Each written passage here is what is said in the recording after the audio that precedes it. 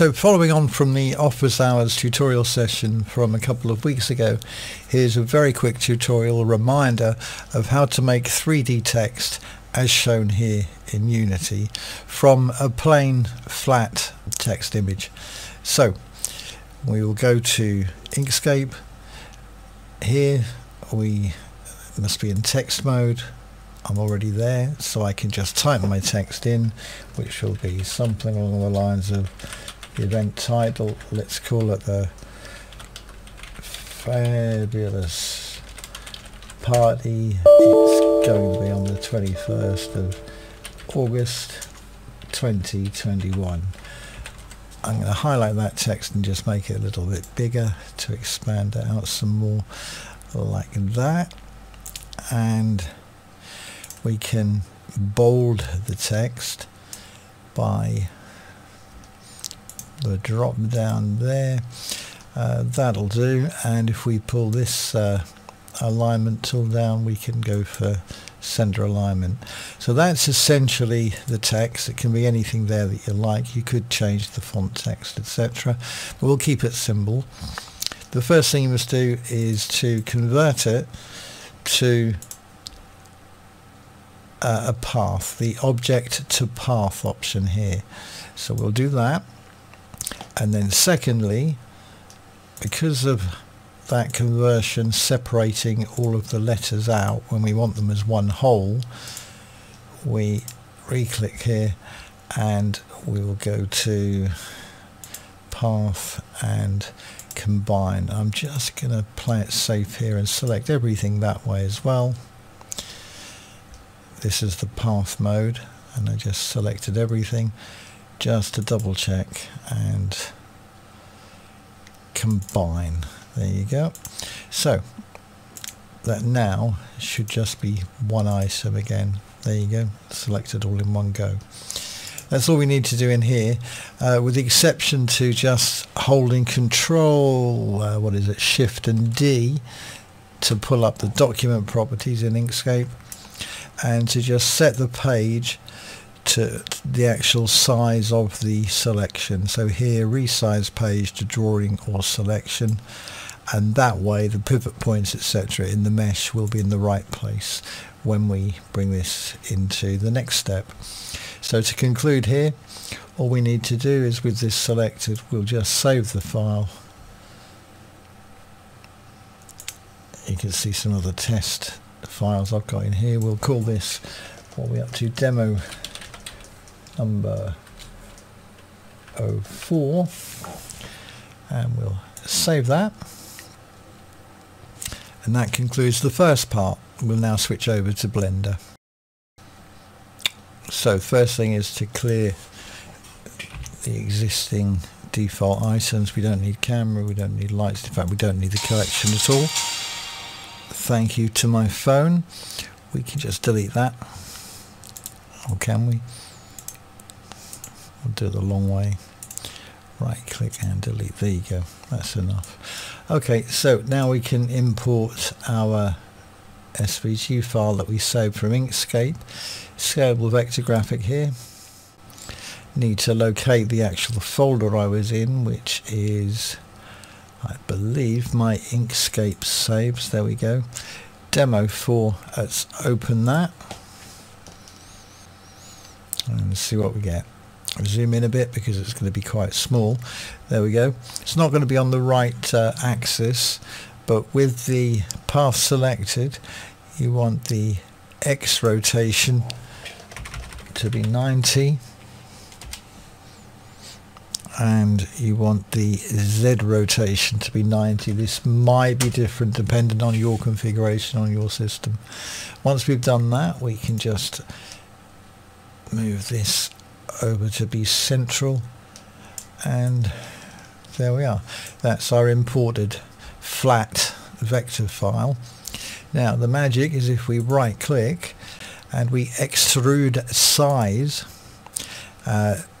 just by simply moving the mouse, it's kind of toggle on and then go for it. There's nothing else to click, so it's a very, very minute adjustment as well, but we can always alter this later on.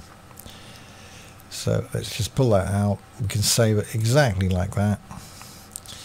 Once we've done that and clicked out, there we go, it's set. So once again clicked, I right click on there and I convert to mesh, which has just escaped me. Convert to mesh, there we go. Now that's all we need to do here. This now needs to be exported to an FBX file there, and in the right location I'm going to put this into my Blender work and call it demo 04. Leave everything on default and export. That concludes the Blender part. We're on to step 3 in Unity. Okay, so here I am in Unity. I've got a new scene open. I will right click and we import new asset.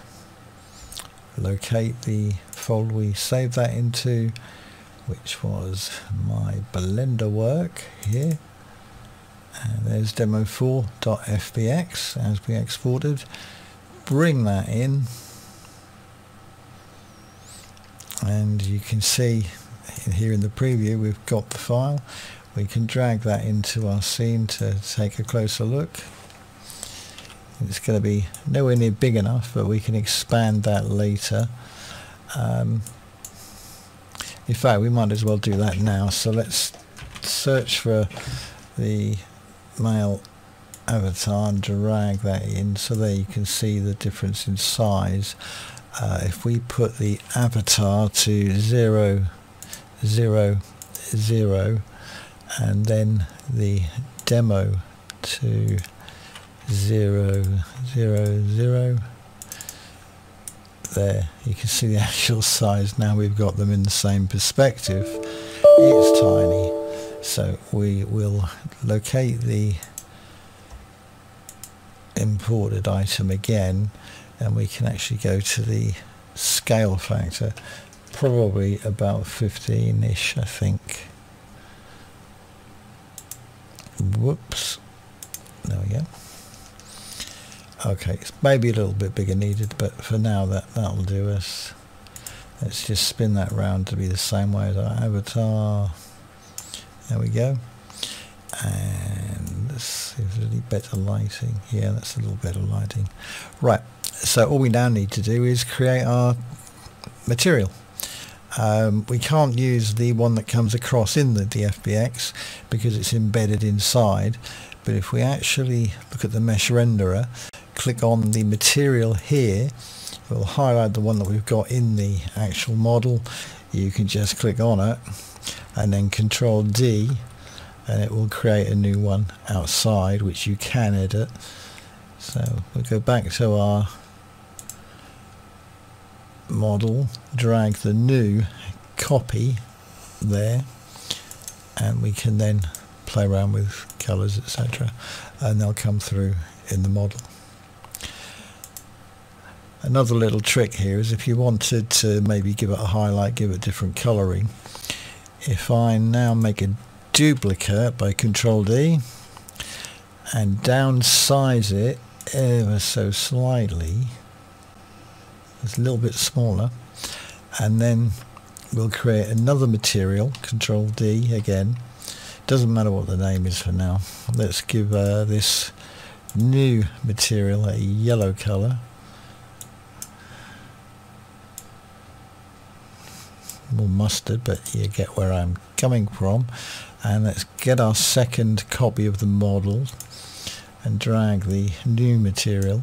So we've now got two there, and now it's a case of lining them up to actually give a kind of layered effect. So we would bring it across maybe, or up even.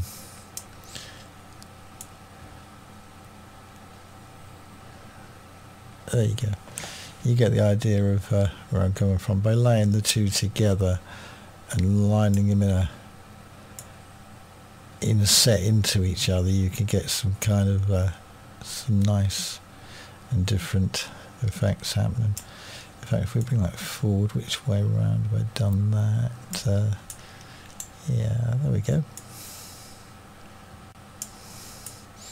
And you can then alter the depth of the model as well, simply by selecting both, and we can shrink the axis as we see fit. There you go. There, 3D text.